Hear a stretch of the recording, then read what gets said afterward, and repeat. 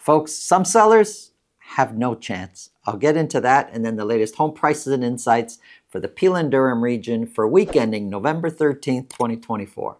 A while back, we were walking through a home with our buyer clients, and the seller was there. And the seller was actually the one walking us through the home, talking about the different features of the home. This doesn't happen often where the seller is there, but that's what was happening in this specific home. We get into the kitchen and the seller's explaining how they recently renovated the kitchen, and he asked my clients, the buyers or potential buyers, he said, how do you like these cupboards? And my clients kind of looked at each other. They weren't sure how to answer. In my mind, I'm thinking, just say if you like it or not. But my client's like, well, it's not really our style. And the seller got mad.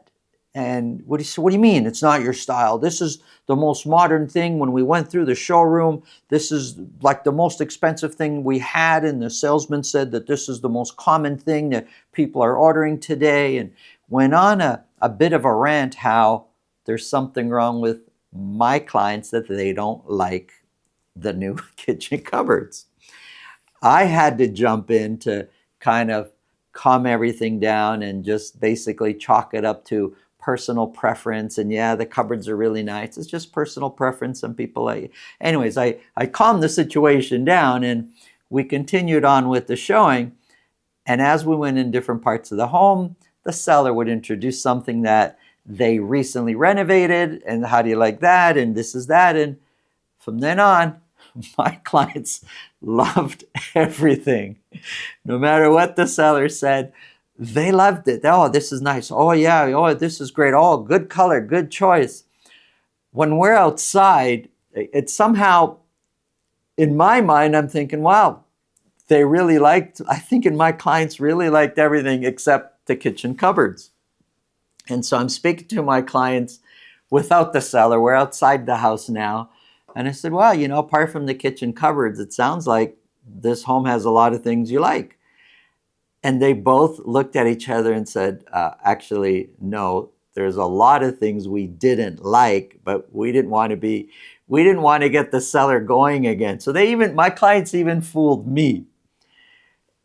That same evening, though, I get a phone call from the listing agent of that house and says, hey, it sounds like your clients really like the house. What had happened was the seller had called his agent and explained how much my clients like the house, which isn't true. But so this agent now is calling me and saying, it sounds like they really like the house. And I said, I don't think so. And he's like, well, you better get it quick before it's gone. And now he believes he has the upper hand in the negotiation there and trying to put the fear of loss in me that if my clients don't buy now and are not, ready to pay the price, it was just, I guess, to be honest, more of a ridiculous conversation from that side. But this is what happens. Some sellers just have these ideas in their head that what they have, there's something wrong with you if you don't like what the sellers have, put their blood, sweat, and tears into, and something that they did that suited their family or their style or their life, their choices. It's not everybody's choice. And that's fine. Everybody has their own opinion of what they like and don't like. But if the seller is so attached to what they have in their home, so attached that it may impede the sale of the home, that's when it becomes a problem. And it'll affect all sorts of aspects of that home. It'll affect how the home is marketed. For example, there could be staging ideas. We've seen this before where the sellers, no, we're not going to move that. And that couch is perfect where it is there. And the colors are great. And they're not. And the stager wants to do different things. But the seller doesn't want it to happen, and it's going to stay that way. It could impede on pricing. It could impede on, I mentioned the marketing. It could impede on In this case that I just explained, the seller wanted to walk everybody through and brag about what they've done. It's one thing to say, I've done this, I've done that, and have the answers to my buyers' questions, but to get upset at the buyers because they don't like the home exactly the way it is, that's going to impede the sale. So yeah, get emotionally attached to your home. Most of us are emotionally attached. We remember our kids growing up there, and we remember parties that we have there, and we set up our home the way we like, the way we live. But if you make a choice to sell it, as you pack stuff away in the closet, pack your emotions with it also, because they can be so strong that they may impede the sale. If you think this video can help somebody you know, please pass it along. If you get value from what we're talking about, subscribe. If you want to speak with me about your real estate situation, it's so simple. There's a link up here. There's a link below this video in the description. It's a link to my calendar. Click on that, book a time that's convenient for you, and we'll talk about whatever's on your mind. Now, let's get into the numbers.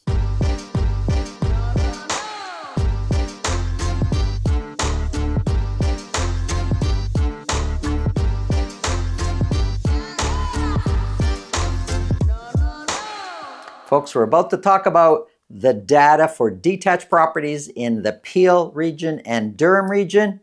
But if you're looking for an awesome upscale townhome, we've got one for sale in Brampton.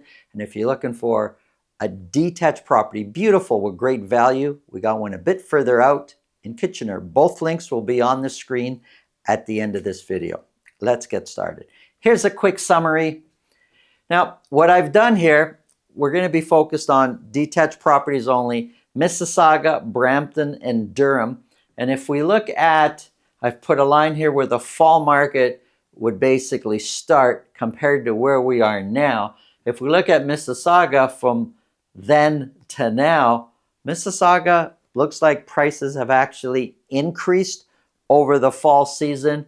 But when we look at Brampton and Durham, kind of looks like prices have come down slightly between where we started in the fall to where we are today, which is week ending November 13th.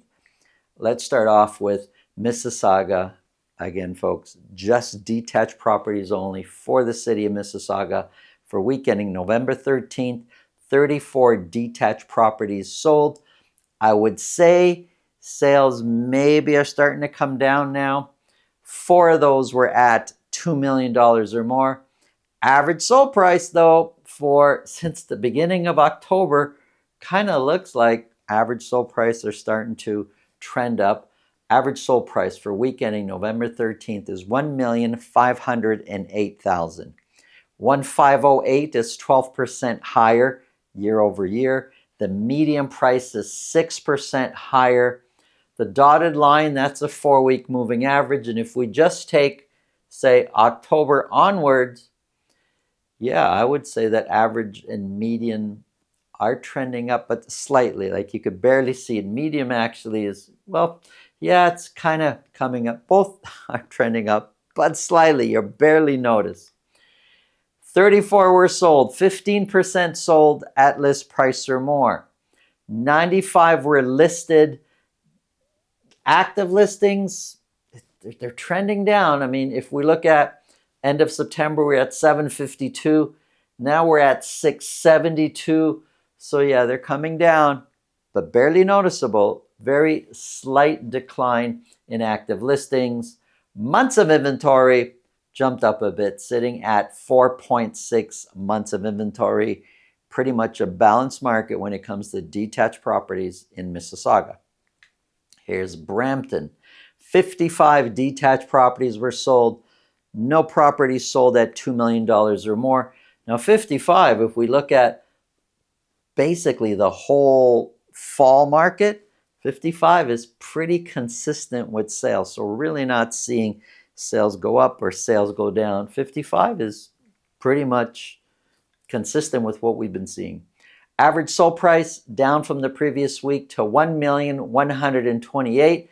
If we focus just on the fall market, 1128 is one of our lower weeks when it comes to average sold price. Compared to last year, 1128 is 8% lower year over year. The median price is 7% lower. The dotted line, the 4-week moving average, kind of shows that prices, both average and median, have been trending down. Sales, the orange, that's this year. The blue, those are last year's sales for the same week. For the fall market, I'm actually going back here 3 months since weekending August 14th. Almost every single week, sales this year are higher than sales this time a year ago. 35% sold at list price or more. Listings are trending down. Active listings are trending down. Months of inventory, 3.5 months of inventory. I'm not sure overall if months of inventory are trending up or down right now. They may just be pretty consistent for, most of the fall market at between 3.5 to 4.3. Here's Peel region. Now not Peel region. For Durham, I'm using Pickering, Ajax, and Whitby as my Durham sample for week ending November 13th. No properties sold at $2 million or more. Overall sales, 42 detached properties were sold, which is pretty consistent to what we've been doing in sales there over the fall market. Average sold price, also the last 3 weeks pretty consistent. We're now sitting at $1,079,000. $1,079,000 is 4% lower than where we were this time a year ago. The median price is 6% higher. 42 were sold. Half of those, 50%, sold at list price or more. Listings are coming down.